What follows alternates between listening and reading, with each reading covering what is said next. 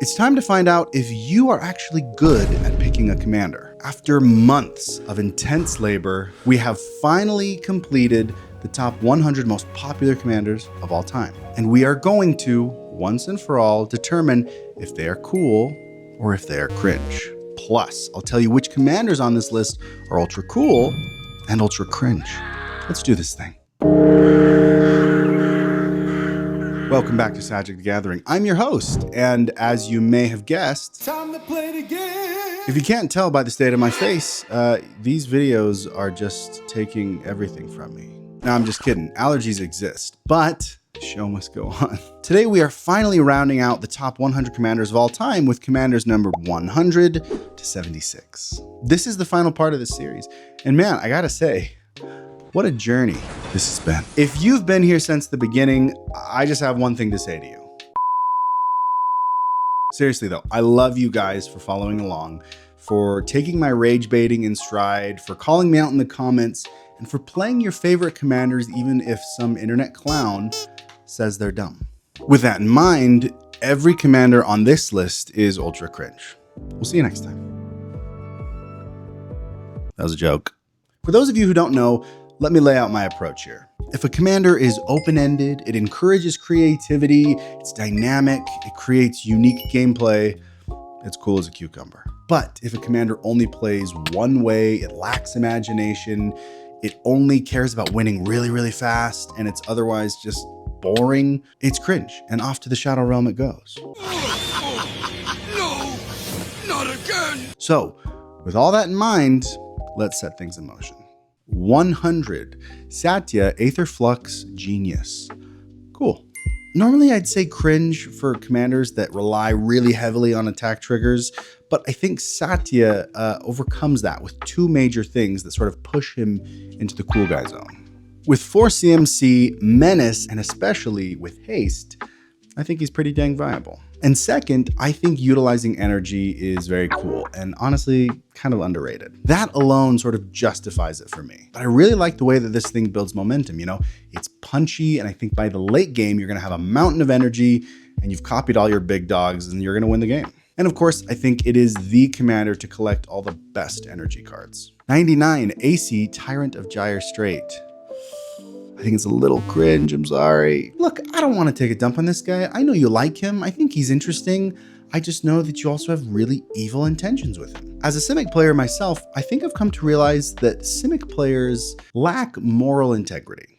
And to be honest, I've never really come across a landfall player that made me say, he seems like a nice guy. Your desire to play a minimum of 4 lands per turn is insane, and your ability to achieve that is terrifying. And I know that this card is at the center of it all. Card draw off of every single land, and playing an extra land every turn is just a bridge too far for old Sagic. But hey, you've got just about the coolest art on this list. 98, Alela, Artful, Provocateur. Cool. I like Alela. She does a lot, maybe a little too much. But still, she's got some great keyword soup going on. She wants your flyers to know she cares. And there are a handful of cool ways to build it. Small equipment and auras are gonna bring forth a fountain of 1/1 fairies. But you can also just sort of make it a love letter to your favorite artifacts and enchantments. Dump them on the battlefield and bask in your collection. I will say this deck wants to win and usually does so. So if you're playing against it, you gotta keep it in check. And if you're playing it, you gotta win quickly. Overall, I think it encourages a lot of cool builds. 97, Terra, Magical Adept. Cool. Ah yes, another Rainbow Saga machine.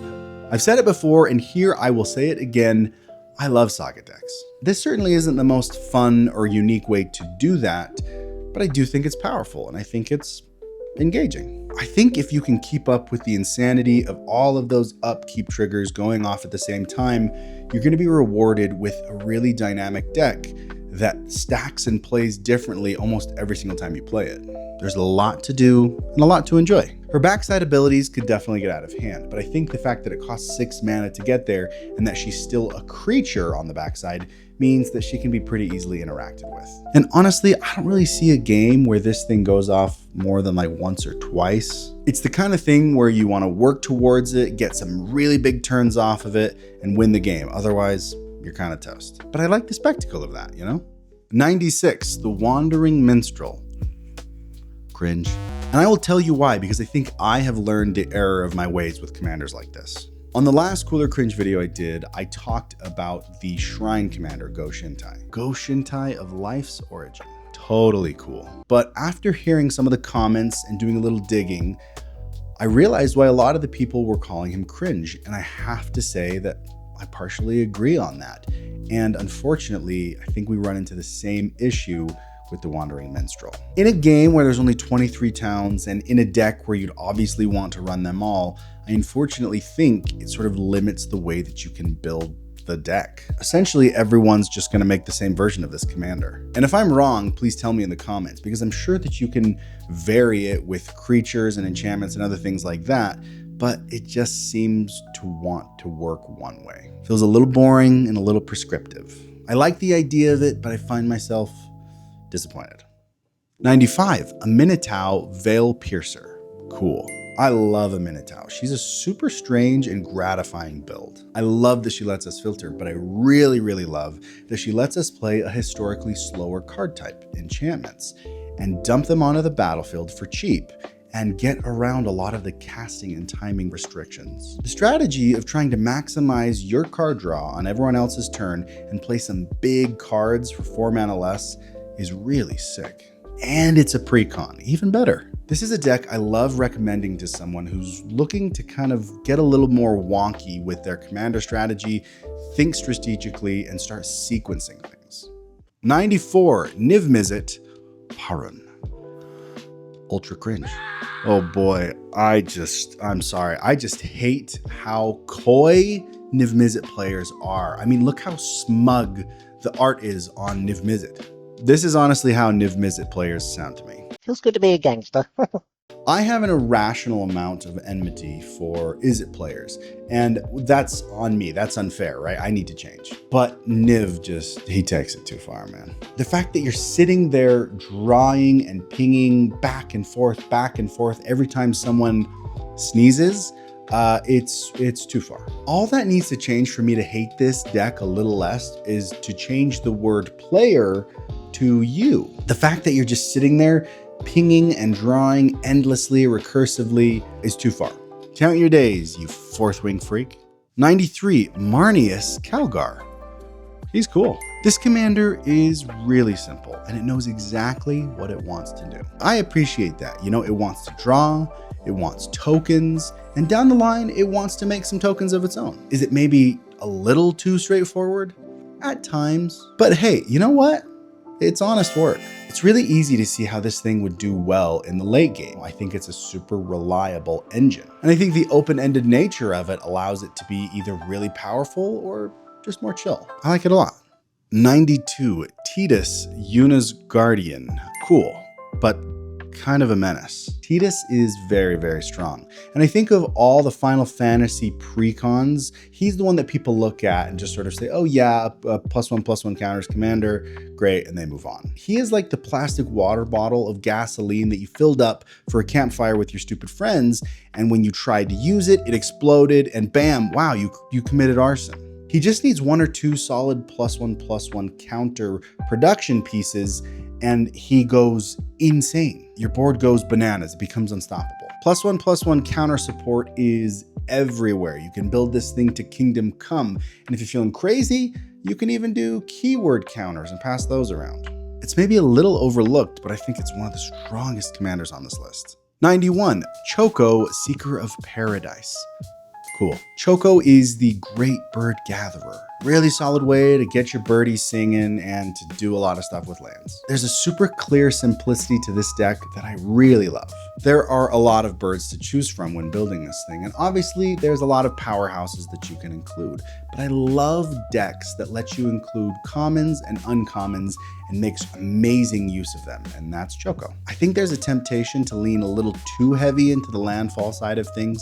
While you definitely should run some support in that way, I think this thing thrives off of a bunch of inexpensive flyers that are going to win you the game. 90, Magda, Brazen Outlaw. Oh, it breaks my heart to call this thing cringe, but I think you can probably guess why I've labeled it that way. It starts off well, you know, a little anthem effect for the dwarves. I love that synergy. Making treasures is awesome. I've seen people use vehicles in this thing to make treasures. It's so cool. But all you want to do with your mountain of treasures is just go and grab the same dragon over and over, game after game. You're gonna grab Ancient Copper Dragon every time. Don't pretend. And let me guess, after that, Cavern Horde Dragon? Daring today, aren't we? It's the soapbox I'm ready to live and die on, but tutor abilities on commanders are just so lame. I mean, why make a singleton deck of 99 cards if you just want to play the same 2 or 3 cards every time? Sorry, my dwarven friends. You're really close. 89, Alela, Cunning Conqueror. Cool. Goad showing up wherever it damn well pleases. Alela gives you a pretty solid way to get 1/1s on everyone else's turns if you're playing your cards right. I mean, 3 flyers is awesome. But where this thing comes alive is the chaos of goad that it will create for each of your opponents. That is so fun. While it may not be as competitive as commanders like Tegwill or Obira, I do think it is the most fun way to run fairies. 88, Kotis, the Fangkeeper. Cringe. Oh, this one is close. But if I want to stay true to the edicts I've made in the past, I've got to call it cringe. Don't get me wrong, I think it's pretty neat that it's villainous wealth on a body. But this card does 2 things that I just sort of can't stand. It steals people's stuff. That's my own bias. I'm working on it. And it needs to do combat damage to trigger. I think it's super cool in the 99 of the right deck. But as a commander, I think you'll get maybe a couple splashy turns, but mostly just be doing a lot of waiting around. It hurts me to say that because I love this set. I love the design and the style and the vibe, but as a strategy, it just feels kind of meh to me. 87, Urza, Chief Artificer. Cool. What a great artifact commander, you know? It's super formidable, it's easy to cast, it runs itself. I'm on board. My only problem with him is why are we dressed like a circus ringleader, buddy? He's so ugly. My gosh, it sucks. Menace with this setup will just dominate your opponents. And getting a token on your end step that scales beautifully with the game is perfect. This Urza is a great example of how to be powerful and balanced. It can definitely teeter into the archenemy territory at times, but it feels earned almost every time. Keep clowning, big man. 86, Queen Marchesa. Ultra cool. Here she is, man. Gosh, what a baddie. What a leader. What a lady. It is a blank canvas for so much fun. Outside of the obvious tokens it's making and the monarch sort of it's rolling out, I think that it's an awesome place to put some of your best black, white, and red cards with a very interactive intrigue angle. I think obviously the most fun way to build this is as an insanely political deck. It starts small with, hey, I'll let you hit me if you want to be the monarch, and leads into complete upheaval. The more you play this deck, the more you'll find that the game sort of turns underneath your hand and can switch on a dime with Queen Marchesa in the driver's seat. I love this commander a lot. She checks all the major commander boxes for me. And I love how she brings out some of the most devious tendencies commander players have. 85, Marneus Fae Ascendant. Cool. This one is kind of borderline because I struggle with theft as a rule. But I'm trying to change, and I really like how Marneus brings together fairies and elves in a sort of tribal salad. Honestly, I think this thing can get out of hand really fast. Fairies and elves are among some of the most ubiquitous cards and tokens in the game. So flooding the board is going to be easy, and pilfering their stuff is brutal. The once per turn clause doesn't get around timing restrictions, but the odds are good that you're going to get some great stuff. Marneus gets a pass, but don't get too comfortable. 84, Urtet, Remnant of Memnarch. It's cool. I like Urtet. He's pretty sick, but make no mistake, he's kind of evil. He also kind of looks like Charlie's grandma from Smiling Friends. 3 colorless mana for a Wooburg commander is kind of the dream, right? And yes, mirrors are a little more niche, but this deck does so much with them. Considering that so many of them are mana dorks, the fact that it untaps them is crazy. The ability to pump them out, very strong. And the ability to put 3 +1/+1 counters on each of them is war crime territory. But the commitment to such a unique creature type deserves its flowers, so we'll give it the cool pass. 83, Felithar the Steadfast. Cool. Felithar is the commander that finally unites all wall and defender and big butt creatures in one happy place in all the right colors. Like other commanders in this space, it knows exactly what it wants to be and makes otherwise kind of weak sauce creatures into some of the most threatening and formidable that you can possibly imagine. That is a very cool thing to do. And her ability to tap and draw is one of my favorite things a commander can do. It's the type of ability you only need once in a blue moon, and when you use it, it's sort of a break in case of emergency ability. It's beastly and it works great when you need it to. It's a flavorful dream, it comes in a precon, it's dangerous. I love it.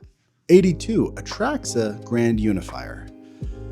Cringe. To me, this is such a boring commander. It's like Superman. It does everything. It's all powerful. You know, congrats, but where's the nuance? Where's the flavor? You get one of everything, so you're incentivized to what? Just put the best of each card type in your deck? And you can blink it to high heaven, so there's that. I just don't understand the excitement or the joy that could emanate from this deck. I don't know. Please tell me what I'm missing, Atraxa players. For me, if I wanted to run something big and splashy like this, I'd rather just run Joda, because at least it's got a little more flavor and clarity. I guess it just sort of represents the opposite of what a fun commander should do. But hey, I'm not here to tell you what's fun. That's exactly what I'm doing. 81, Kuja Genome Sorcerer. He's cool. There is a sort of silliness to this deck that I really appreciate, despite being pretty aggressive. Maybe it's just the minion-esque nature of making a lot of these stupid little wizards, but I think it's strong and open-ended without crossing the line into obnoxious. Really menacing in the perfect colors. But if Kujo here gets over 4 wizards and transforms, I think you'll find yourself pretty quickly in archenemy territory, which I think is really fun to do with this deck in specific. If you play this deck, I like you. You have good taste. It's simple, it's strong, and it's a little stupid. 80, Zurgo Stormrender. It's cool. This deck has such a knuckle-headed quality to it that I really like. It wants you to be a little reckless with swinging with your tokens, and I love that, and I wish more commanders would kind of push that mentality. Your opponents will either block and give you the draw, or you're going to ping everyone. For 3 mana, I think this is some of the most fun you can have with tokens. This deck offers a ton of cool gameplay. I like how creative it can allow you to get with all the tokens you're going to be making. Big thumbs up for Zurgo. 79, Zinnia, Valley's Voice. Ooh, yeah, cool. My favorite character from Robin Hood. Zinnia does so many things right. It's a super valuable attack piece when you need it to be, but I love commanders that give your entire deck a really unique blanket ability. You see it with cards like Henzi or Bria. It's super strong. Flavor-wise, I love that it's just the little baby deck. You know, it's the underdog deck. This commander works for me on pretty much every level, and I'm thrilled when I see it at my table. 78, Ureni of the Unwritten.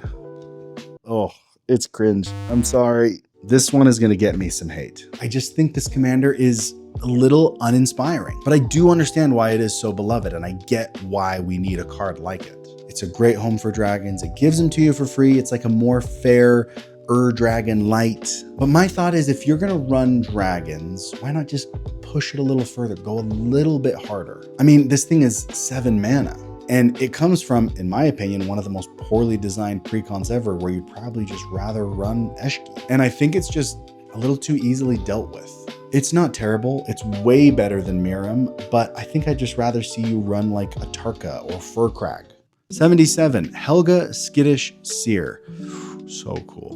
Helga rules on like every level. She draws, she gets counters, she gains life. And best of all, she becomes an amazing mana dork for your big stuff. This is a Hydra commander I like, I think, a little bit more than Zaxara, but I wouldn't even run Hydras here. I think she's just so fun for doing a sort of stompy creature's greatest hits deck. Plus, her art is phenomenal, and just the juxtaposition of like a little froggy lady bringing out these elder dragons and stuff to the field, it's perfect. 76, Ashling the Limitless. Oh, Mondo cool. That's right, boys. Mondo cool. What a banger. This thing does so much right. She's only 3 mana. Hallelujah for that. Evoke is such a cool thing to give all the creatures in your deck. So she gets extra points for that one because it's flashy and intimidating and exciting. And her rainbow ability is there if you're just feeling devious or sentimental about your little elemental buddies that you're throwing onto the battlefield. This commander is explosive and exciting and lives in a really unique deck space. Buy this precon if you can. You will not be disappointed.